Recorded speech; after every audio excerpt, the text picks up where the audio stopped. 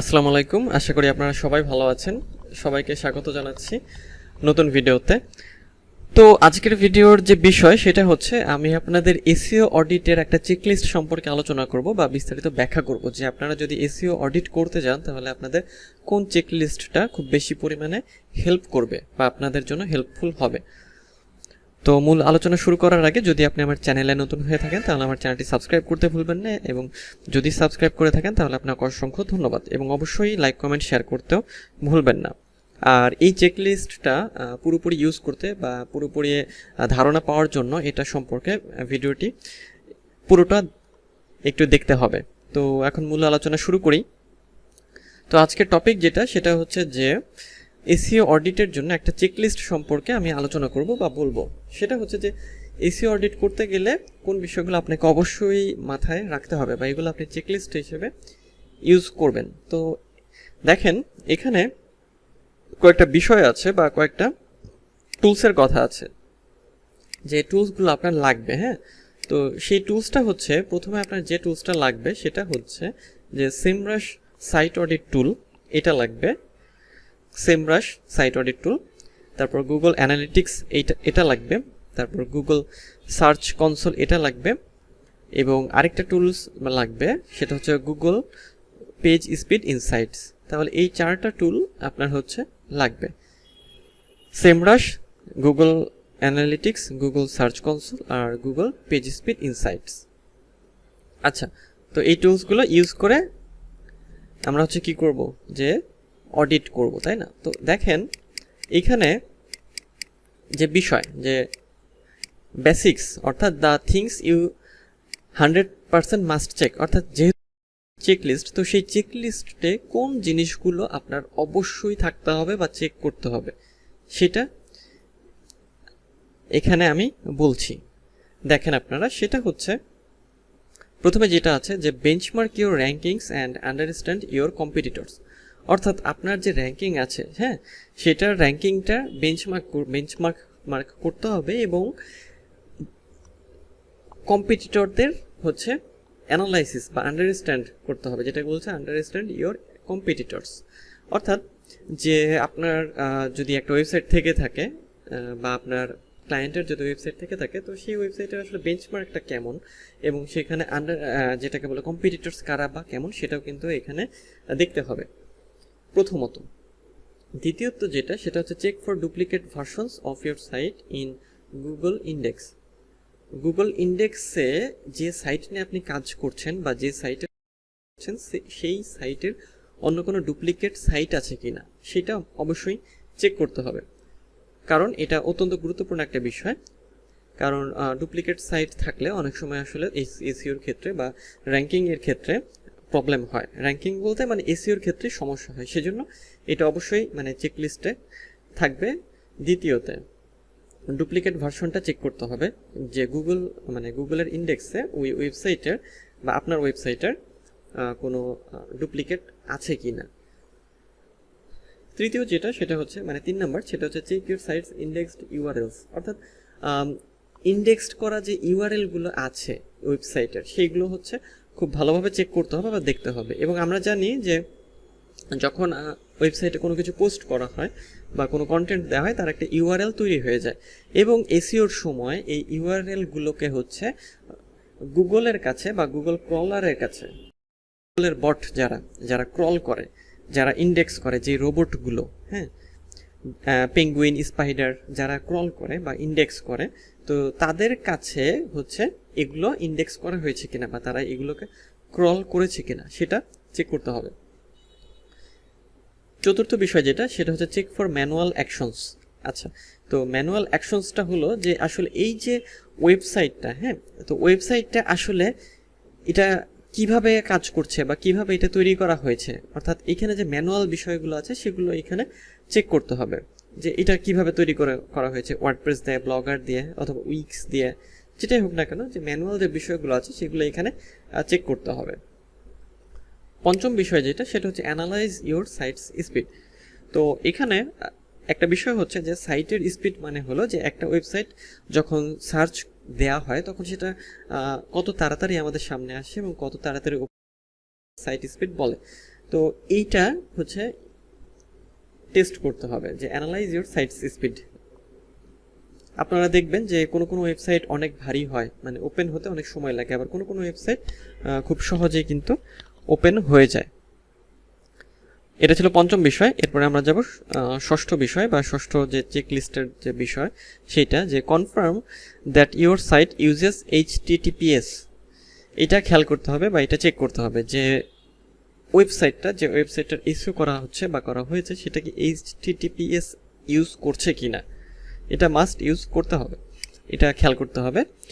সপ্তম বিষয়টি যেটা যে check for mobile friendliness issues.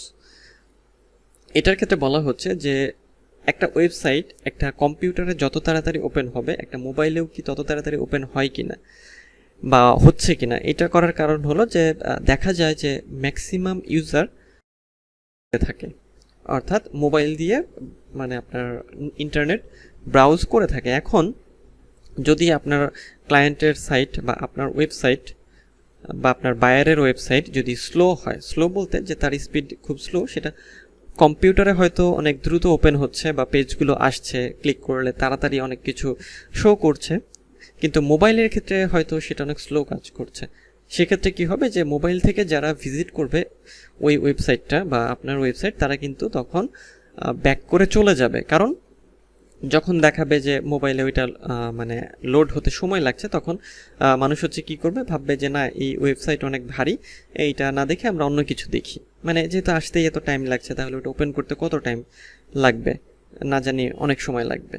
তো এরকমই, এই জন্যই যে মোবাইল ফ্রেন্ডলিনেস এটা অনেক গুরুত্বপূর্ণ একটা বিষয় এসইওর জন্য, এবং এই জন্য এটাকে কী করতে হয় যে এসইওর জন্য যে কম্পিউটারে একটা ওয়েবসাইট যত তাড়াতাড়ি, মোবাইলেও ওই ওয়েবসাইটটা যেন তত তাড়াতাড়ি ওপেন হয়, এই জিনিসটা চেক করতে হবে।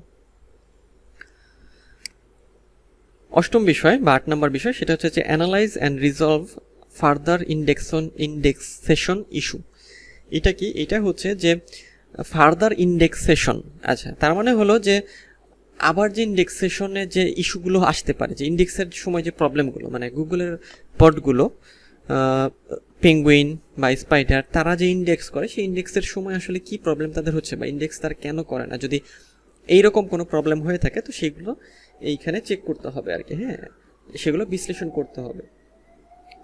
আচ্ছা, নবম বিষয় যেটা, সেটা হচ্ছে যে understand your sites page experience. আচ্ছা, তো এটা সম্পর্কে বলা হচ্ছে যে ওয়েবসাইটের যে পেজ এক্সপিরিয়েন্স আছে, অর্থাৎ ওয়েবসাইটের ওভারঅল একটা এক্সপিরিয়েন্স। পেজ বলতে যে ওয়েবসাইটের যে পেজগুলো থাকে, তো সেই এক্সপিরিয়েন্সটা কেমন, যে ওইখানে কন্টেন্টগুলো কেমন আছে, কিভাবে সাজানো আছে, সেগুলো লোড হতে কেমন সময় লাগে, সেগুলো দেখতে কেমন, ছবি আছে কিনা, ভিডিও আছে কিনা। তো ওভারঅল একটা এক্সপিরিয়েন্স এইখানে হচ্ছে দেখতে হবে বা আপনার হচ্ছে একটু বিশ্লেষণ করতে হবে। অর্থাৎ মূল বিষয় হলো যেটা, যে এটা কি বা এই ওয়েবসাইটের পেজগুলো কি আপনার ইউজার ফ্রেন্ডলি কিনা, অর্থাৎ একটা মানুষের সামনে যখন যাবে এটা তখন মানে তারা ব্রাউজ করতে বা ইউজ করতে পছন্দ করবে কিনা, এই জিনিসটা চেক করতে হবে।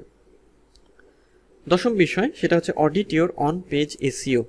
আচ্ছা, এখানে অন পেজ এসইওটা অডিট করার কথা বলা হচ্ছে। এবং অন পেজ এসইওটা কি? অন পেজ এসইওটা হচ্ছে যে একটা ওয়েবসাইটের ভিতরে হচ্ছে এসইও করা। এবং ভিতরে কোন জিনিসের এসইও করা? ভিতরে যে কন্টেন্টগুলো আছে সেগুলোকে এসইও করা, সেগুলোকে এসইও ফ্রেন্ডলি করে তোলা, অর্থাৎ অন পেজ। তো অন পেজের ক্ষেত্রে মনে রাখবেন যে অন পেজ মানে হলো যে অন দ্য পেজ, অর্থাৎ পেজের মধ্যে এসইও করা। এসইও নিয়ে আমার চ্যানেলে আলাদা একটা প্লেলিস্ট আছে, যেখানে অন পেজ এসইও এবং অফ পেজ এসইও আমি বিস্তারিত দেখিয়েছি। যদি অন পেজ এসইও নিয়ে বা অফ পেজ এসইও নিয়ে কোনো আপনাদের কোনো জানার কোনো মানে প্রশ্ন থাকে বা জানার কিছু থাকে বা ওই বিষয়গুলো শিখতে চান, তাহলে আমার চ্যানেলের প্লেলিস্টে গিয়ে অবশ্যই সেই ভিডিওগুলো দেখে এই বিষয়গুলো একটু জেনে নেবেন, তাহলে আপনাদের আশা করি অনেক উপকার হবে। তাহলে দশম বিষয় যেটা ছিল যে অন পেজ এসইওটা হচ্ছে অডিট করতে হবে। এরপরে আমরা যাব 11তম পয়েন্টে বা 11তম বিষয়। 11তম বিষয় যেটা রয়েছে যে চেক করতে হবে যে ইন্টারনাল লিঙ্কগুলো ব্রোকেন হয়েছে কিনা বা ব্রোকেন ইন্টারনাল লিঙ্ক আছে কিনা। যেমন এখানে বলা হচ্ছে যে ফিক্স ব্রোকেন ইন্টারনাল লিঙ্কস, অর্থাৎ ব্রোকেন ইন্টারনাল লিঙ্কস যদি থাকে সেগুলো ফিক্স করতে হবে। একটা ওয়েবসাইটের, এটা হচ্ছে আমি আমার এসইও ক্লাসের সময় দেখিয়েছি, যেটা প্লে লিস্ট আপনারা পেয়ে যাবেন, যে একটা ওয়েবসাইটের নিজস্ব যে লিঙ্ক, মানে নিজস্ব অন্য কোনো পোস্টের লিঙ্ককে ইন্টারনাল লিঙ্ক বলা হয়ে থাকে। তো যদি ব্রোকেন ইন্টারনাল লিঙ্ক থাকে, আর ব্রোকেন বলতে যে ওই লিঙ্কগুলো আসলে কাজ করছে না কেন, বা যে লিঙ্কগুলো কাজ করে না, বা যে লিঙ্কগুলো নষ্ট হয়ে গিয়েছে, সেগুলোকেই মানে ব্রোকেন লিঙ্ক বলা হয়ে থাকে। তো সেই ব্রোকেন লিঙ্কগুলো যদি থাকে, তো সেগুলো ঠিকঠাক করতে হবে বা মেরামত করতে হবে। এরপরের বিষয় যেটা, সেটা হচ্ছে যে clean up your site map. আচ্ছা, তো সাইট ম্যাপের ক্ষেত্রে যেটা হচ্ছে যে সাইট ম্যাপ আপনারা কিভাবে ক্রিয়েট করবেন, সেটা আমি আমার এসইওর ক্লাসে দেখিয়েছি, যেটা অবশ্যই প্লেলিস্ট পেয়ে যাবেন, তাই এখানে আর বলছি না ওটা। তো ক্লিন আপ ইউর সাইট ম্যাপের ক্ষেত্রে বলা হচ্ছে যে আপনার সাইট ম্যাপটা চেক করতে হবে এবং দেখতে হবে যে এটা ঠিক আছে কিনা, এটা রাইট আছে কিনা, এটা আপনি ঠিকমতো সাবমিট করে এটা অ্যাড করতে পেরেছেন কিনা, সেজন্যই বলা হচ্ছে যে clean up your site map, এটা চেক করতে হবে। এরপরের বিষয় যেটা, সেটা হচ্ছে চেক ইউর রিডিরেক্টস। আচ্ছা, তো রিডিরেক্টস হলো যে আমাদের কি হয় যে একটা ওয়েবসাইট যখন আমরা ব্রাউজ করি বা ভিজিট করি, কোনো একটা লিঙ্কে ক্লিক করলে তখন দেখা যায় যে দেখায় যে রিডিরেক্টিং একটা লেখা ওঠে এবং তারপর আমাদের অন্য কোনো একটা পেজে নিয়ে যায়। তো এই যে রিডিরেক্টের বিষয়টা, এই রিডিরেক্টটা ঠিক আছে কিনা বা ঠিকঠাক মতো কাজ করছে কিনা, সেটা আমাদের হচ্ছে চেক করতে হবে। যে রিডিরেক্টের বিষয়টা, এটা কিন্তু মাথায় রাখার মতো একটা বিষয়, যে রিডিরেক্টের যে কাজগুলো আছে সেটা ঠিক মতো পারফর্ম করছে কিনা। এরপরের বিষয় চেক ফর টক্সিক লিঙ্কস। আচ্ছা, তো টক্সিক লিঙ্কটা কি? টক্সিক লিঙ্কটা হলো যে লিঙ্কগুলো কাজ করে না, বা যে লিঙ্কগুলো হচ্ছে আপনার এখানে বলা হচ্ছে যে লিঙ্কগুলো কাজ করে না, বা যে লিঙ্কগুলোতে কিছু নেই, জাস্ট এমনি লিঙ্ক ক্রিয়েট হয়ে আছে, সেইগুলোকেই টক্সিক লিঙ্ক বলছে। তো এই লিঙ্কগুলো তো সেই লিঙ্কগুলো ডিলিট করে দিতে হবে। পরের বিষয় যেটা, সেটা হচ্ছে যে find and fix duplicate content issues. তো ডুপ্লিকেট কন্টেন্ট ইস্যু বলতে আসলে কি বোঝানো হচ্ছে এখানে, বা ডুপ্লিকেট কন্টেন্ট। তো ডুপ্লিকেট কন্টেন্ট মানে হলো যে একই কন্টেন্ট আছে কিনা, মানে একই কন্টেন্ট দুইবার বা তিনবার আছে কিনা, তো সেগুলো হচ্ছে ফিক্স করতে হবে, এবং সেগুলো যদি ডুপ্লিকেট থেকে থাকে তাহলে ডিলিট করে দিতে হবে। অর্থাৎ একই কন্টেন্ট যদি দুইবার বা তিনবার থেকে থাকে তাহলে সেগুলো অবশ্যই ডিলিট করতে হবে। এটা অন্যতম গুরুত্বপূর্ণ একটা বিষয় এসইওর ক্ষেত্রে। এরপরে বিষয়টা হচ্ছে যে আইডেন্টিফাই থিন কন্টেন্ট পেজেস। আচ্ছা, এইটার ক্ষেত্রে বলা হচ্ছে, বা এটার ক্ষেত্রে বলা হয় যে থিন কন্টেন্ট পেজেসগুলো আমাদের ঠিকঠাক করতে হবে। বা থিন কন্টেন্ট বলতে বোঝায় যে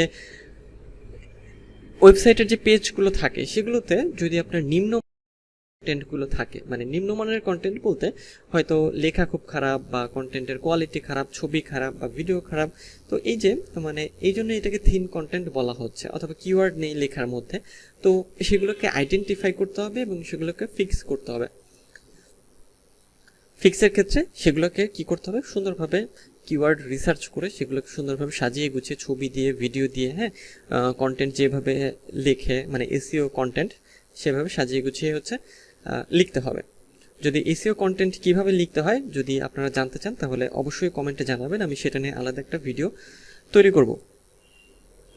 আচ্ছা, পরবর্তী বিষয় যেটা, যে ফিক্স ইস্যুস উইথ অরফান পেজেস। এটা হচ্ছে যে এমন কিছু পেজ ওয়েবসাইটে থাকতে পারে যেই পেজের আসলে কোনো মানে দরকার নেই, বা যেটা আসলে কি কারণে মানে তৈরি করা হয়েছিল সেটা হয়তো আপনিও জানেন না, বা যে তৈরি করেছে হয়তো সেও জানে না। তো সেই ফিক্স করতে হবে। অর্থাৎ মূল বিষয় হচ্ছে যেটা, যে পেজগুলো থাকবে সেই পেজগুলো সুন্দরভাবে সাজানো থাকবে, সুন্দর কন্টেন্ট থাকবে, সাজানো গোছানো থাকবে। অর্থাৎ যদি এলোমেলো কোনো পেজ থেকে থাকে, বা যে পেজের দরকার নেই, বা যে পেজে শুধু একটা কন্টেন্ট আছে বাকি অংশটা ফাঁকাই পড়ে আছে, সেরকম পেজগুলো আমাদের ফিক্স করতে হবে। পরবর্তী বিষয় সেটা হচ্ছে যে compare your content to top ranking pages and analyse searcher intent. আচ্ছা, এটা হলো